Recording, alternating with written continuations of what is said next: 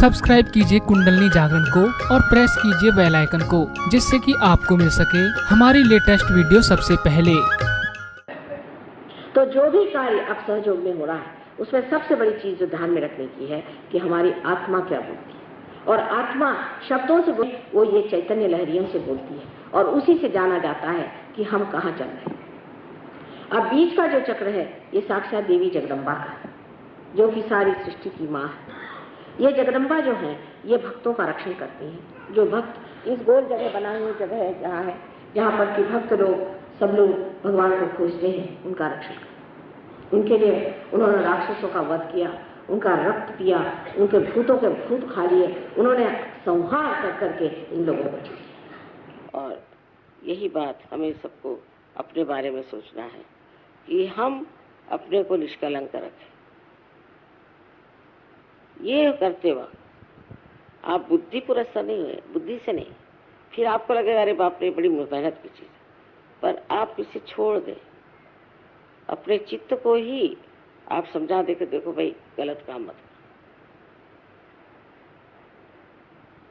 अगर आप इस बात पर पूरी तरह से जम जाए कि हमें ये सब गंदे काम नहीं करने के, ये सब गंदगी है, तो कोई दुनिया की शक्ति आपको उसमें से हटा नहीं सकती।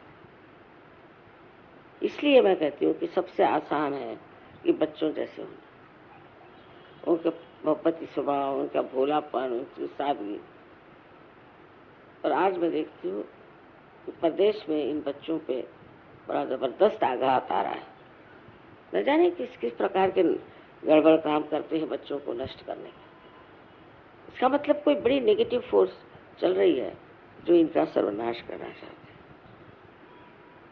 इसलिए हमें यहाँ हिंदुस्तान में बहुत सतर्क होना चाहिए कि ये नेगेटिव फोर्सेस यहाँ ना आ जाए। हमारी जो संस्कृति है वो तो बहुत सुंदर है और उसमें बच्चे पनपते भी बहुत सुंदर है, पर आपकी जिम्मेदारी है कि आप सतर्क होकर अपनी और अपने बच्चों की ओर देखें। माँ बाप को बच्चों को बताना होता है कि ये गलत काम है, नहीं करना, ये ठीक चीज नहीं कर रहा, हम सहयोगी। ये कहने में कोई हर्ज नहीं और ये बताने में बिल्कुल भी हर्ज नहीं। आजकल लोग सोचते हैं कि बच्चों से अगर बताया जाए कि तुम ये काम मत करो, ये काम मत करो, इसका तो मतलब ये हो जाता है कि हम बच्चों को रुकावटें डालते हैं।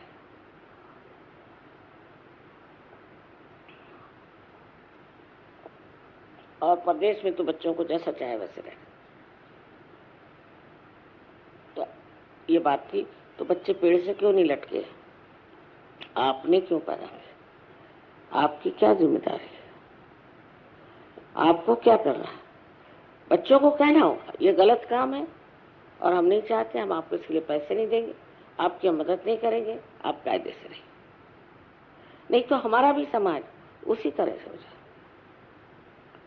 उनकी अच्छाई तो आई नहीं, पट से बुराई हम ले लें।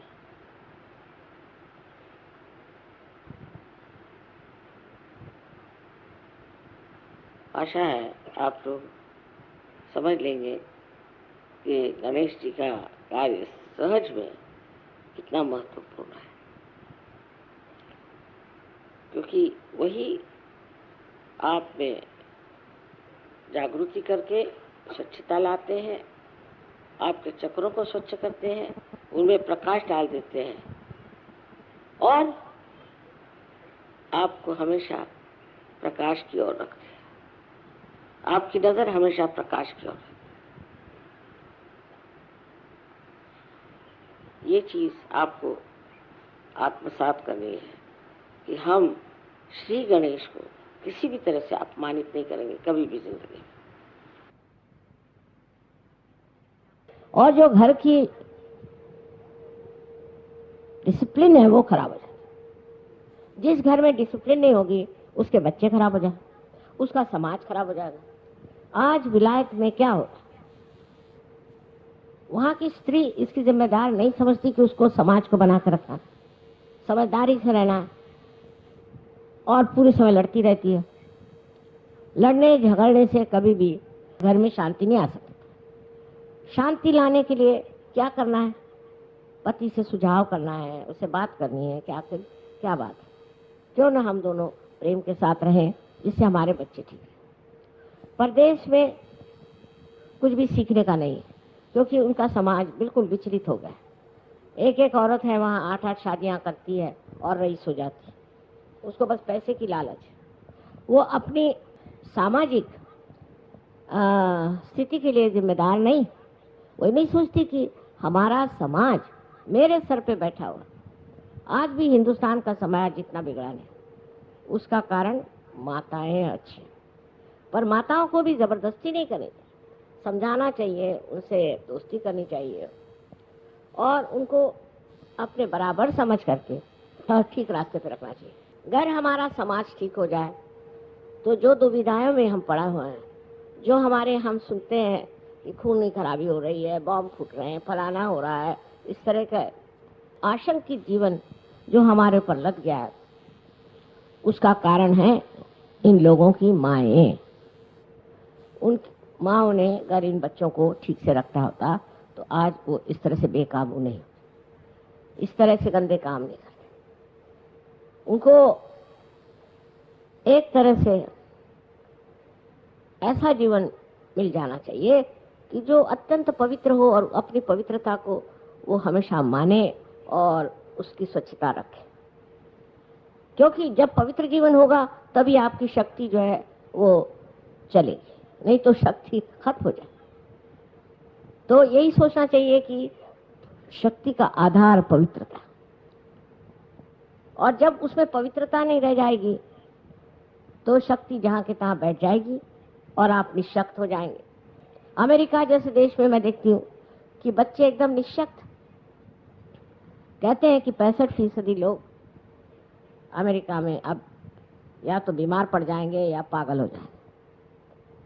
उसका कारण है घर में जो माँ का प्यार, माँ का दुलार मिलना था वो ठीक से नहीं। और माँ का प्यार और दुलार भी ऐसा नहीं होना चाहिए कि जिससे बच्चे खराब हो जाए।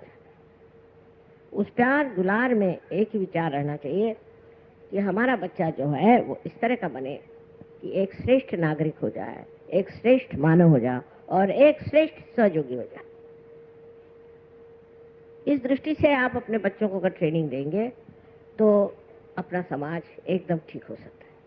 और उसके लिए ज़्यादा करने की ज़रूरत नहीं, थोड़ी देर बच्चे अगर मेडिटेशन कर लें, काम कर।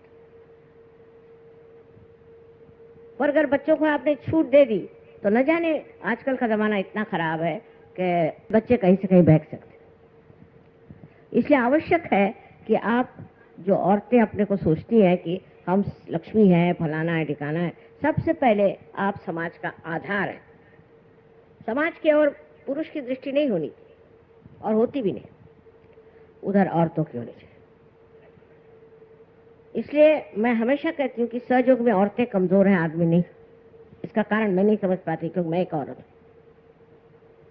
औरतों को ध्यान धारणा और सर्च के बारे में सब मालूमात होनी बहुत जरूरी है, क्योंकि औरतों के ही कारण हम आज समाज को ठीक कर सकते हैं। आदमियों का तो चल ही रहा है मामला, कहीं उनका राजकारण है तो कहीं अर्थव्यवस्था है, यह उससे आपको कोई मतलब। आप अपने बच्चों को ठीक करिए और उसके लिए आप भी रोज ध्यान करें, आप भी आदर करें, आप भी गहरे उतरे। गहराई लिए हुए कितनी औरतें हैं, और जब कभी मिलती भी हो तो अपना ही रोना लिए बैठे रहते हैं। इसलिए मैं आज कह रही हूँ कि अगर आप शक्ति हैं तो आप शक्ति स्वरूपा होइए और उससे जो समाज का भला करना हो करिए, उससे आपके देश का, अनेक देशों का कल्याण हो। आज ये कपड़ा आया तो वो पहन लिया, कल दूसरा कपड़ा आया तो वो पहन लिया, घर में ढेर की ढेर लगा के रख देंगे। इससे मनुष्य की शोभा नहीं बढ़ती, और विशेषकर स्त्री की शोभा इस रोज के कपड़े बदलने से और फैशन करने से नहीं बढ़ती। अपनी शक्ति की जो भक्ति है वो करना चाहिए, उसको समझना चाहिए। उससे जो आपके अंदर एक अप्रतिम विशेष आशीर्वाद मिलेगा, उससे आप सारे ही प्रश्न किसी भी तकलीफ के बगैर ठीक कर सकते हैं, क्योंकि अब आपकी एकाकारिता इस सर्वव्यापी शक्ति से हो गई। तो लड़ने झगड़ने से कुछ नहीं होता। शांति से ध्यान करके समझदारी रख के अपने बच्चों को सीधे रास्ते पे लाना चाहिए।